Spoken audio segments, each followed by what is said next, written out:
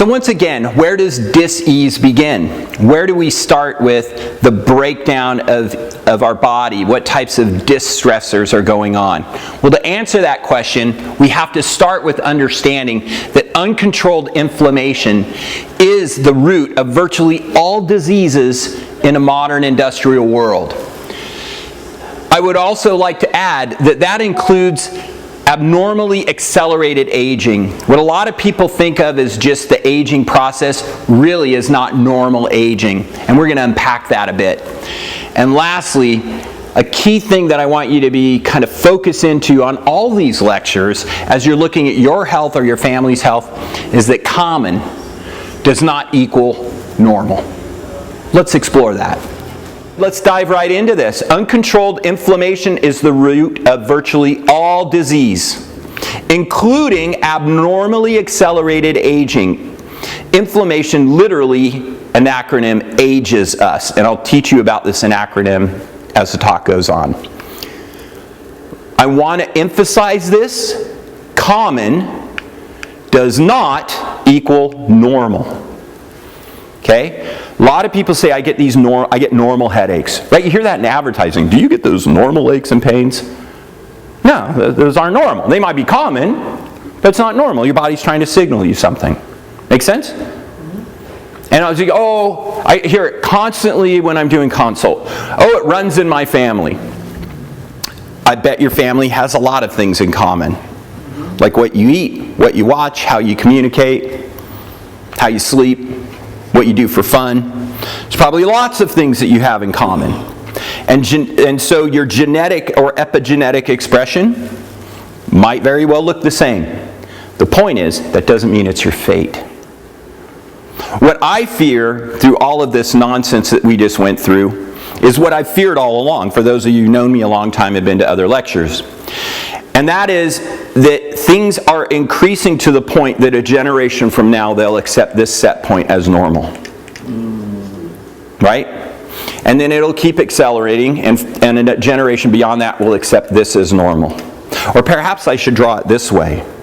Right? The de-evolution of humanity. Right? And that seems to be showing to be true. Lifespans over the last 4 years, actually, have decreased each year in the United States. We peaked. Now we're going backwards. Despite all the chemicals, despite all the drugs, and despite the machines that go ping. So please understand, we're not talking about abnormal aging. We're talking about the difference between normal aging and abnormal aging. Okay? So normal healthy inflammation is how we fight invaders. Okay? Normal healthy inflammation is how we fight invaders, heal, and then remodel. So, we need inflammation. So bear with me, I'm going to exhaust this a little bit.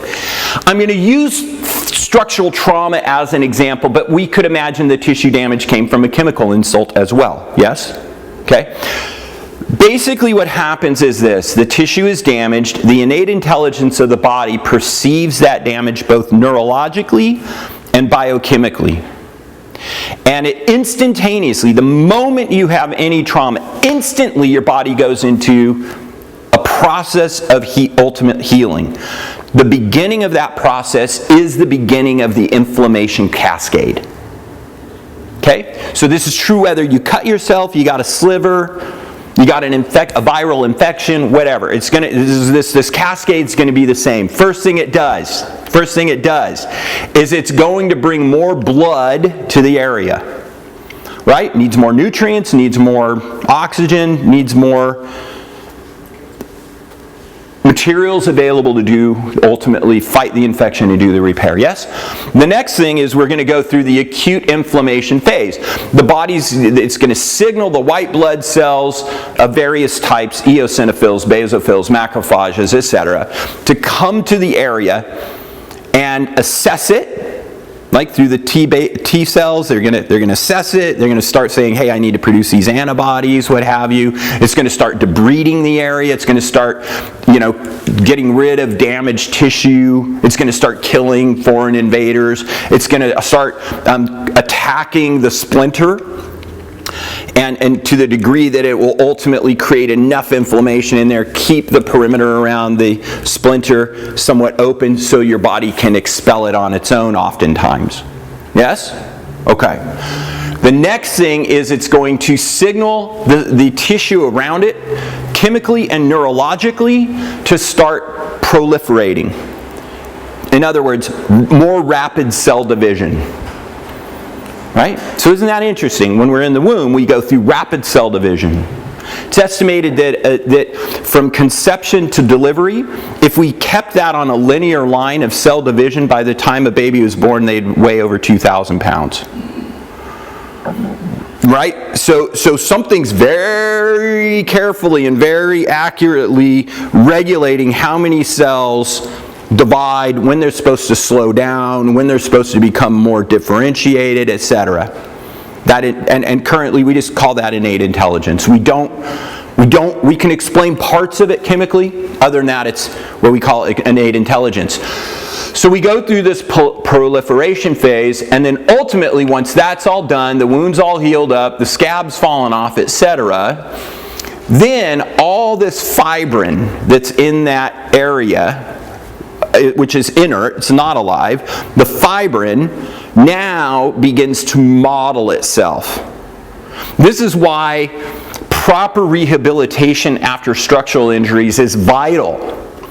But we're learning that it's also vital after other types of tissue damage, right? But we can use structural because it's easier for most people to understand. That you have to then remodel that scar tissue. And the idea of the remodeling phase is to try to get it as close to the original design as we can.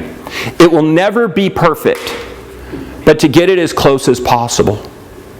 Right? So I often tell people, look, because they'll go, oh man, I don't understand why this is still hurting me. I'm like, we went over your x-rays in great detail. I showed you the degeneration. I showed you on your MRIs the scar tissue and the musculature. I showed, what part aren't you accepting? Yeah, I know, but it didn't hurt yesterday. It's like, that has nothing to do with the reality that you're experiencing. I know it sucks, but to keep asking why is not going to make it there's no magic thing. There's basics and fundamentals that you have to keep doing over and over and over. That's the only way you can manage it. And that's the way it is. It will never be 100% again. But that will be your new 100%. And you should always strive to go to whatever your current 100% is. And it's always interesting to see things like wheelchair Olympics and Paralympics and things like that, where you see people with so much less able to do so much more. And that all comes from here, right? Okay. When you go to the gym and work out, inflammation is what builds the muscle. It's inflammation that does that. So you can see with wound healing and muscle gains, we're taking a bunch of chemicals that artificially block inflammation be in your long-term best interest. And the answer is, yeah, no, of course not. Because I ironically won't be able to build the muscle that I want to build. I won't be able to remodel the tissue the way I want. And I won't be able to do proper wound healing. As a matter of fact, you guys, this is why they give people steroids to prevent organ rejection. So, yeah, I want to get rid of my backache, but now I want to what? Basically do chemically induced AIDS? And this is probably one of the things we found in COVID, was that people no, they're healthy, because they didn't equate the meds they were taking for their chronic headaches, that those might weaken them and make them more susceptible to COVID. I put that out within the first week. I said, look, non-steroidal anti-inflammatory drugs are linked with chronic lung lining inflammation. Probably not what you want if you're going to be resistant to a respiratory vaccine. How many people do we think of as like really healthy, but they're popping Advils all the time? Because they got sore from the gym. They're doing something healthy and they, right? Make sense? This is an example here. The inflammation cascade is how we kill cancer, naturally. It's been estimated that everyone sitting in this room right now, including me, has cancer cells in our body. But that our natural innate immunity keeps it in check. Isolates it, kills it, repairs the DNA, what have you. And if we stop the inflammation willy-nilly, then we also stop our ability to fight infection and cure ourselves of cancer. Does that make sense? Okay. What I'm not going to do today is go into a bunch of data on this. Okay? These do need to be gone into in detail and deep dive on it. But I'm not going to do that today. We're going to focus on chemical stress today. Okay? However, I'm not going to cover this nonsense. Right? We're all mature enough to know smoking is not good for you, yeah? We're all good enough to know it's called junk food for a reason. Yeah? Yeah, we're all mature enough to understand that, right? You know, the patients that like start going, they sound like 5-year-olds so often. It's like, yeah, well, once in a while. It's like, look, do whatever the heck you want. I mean, I don't care. Eat, drink, and be merry. Tomorrow we die. But don't then complain that your life isn't going the way you want it to. If you're like putting worm-eaten, dry-rotted, warped wood out on the construction site for somebody to build your house. That's just illogical, irrational. So I'm not going to go into that. What are we going to go into then? We're going to go into this concept that even when what I'm finding with my patients that are trying to do the right thing, they're doing some of the right things, but for the wrong reasons, and ultimately they're going to hit a barrier because of that, right? Or they totally don't get the science because they've just fallen into the trap of typical marketing and media in the news, okay? And then we're just or we were raised that way, all right? And it's hard to let go of family tradition. Like I have this Italian friend, I'm like, what does it mean to be Italian? He goes, I really love the food. And I go, really? Like what? And he goes, I really love like pasta and spaghetti and stuff like that. I'm like, so you do realize that the tomatoes came from Central America and the noodles came from Asia, right? That you really like the last maybe 600 years of Italy. Right? So it depends on where you draw these lines of what's normal and what's accepted and what makes you, right? They're arbitrary lines. So when we like this cartoon, it took me a while to find something. I like this one though. Shouldn't we just plug the hole? And he was like, no point. We have to bail out the boat. To me, this is like the natural prevention group. Hey, we got to plug these holes, right? Which is good. And this is medicine. You know what we need?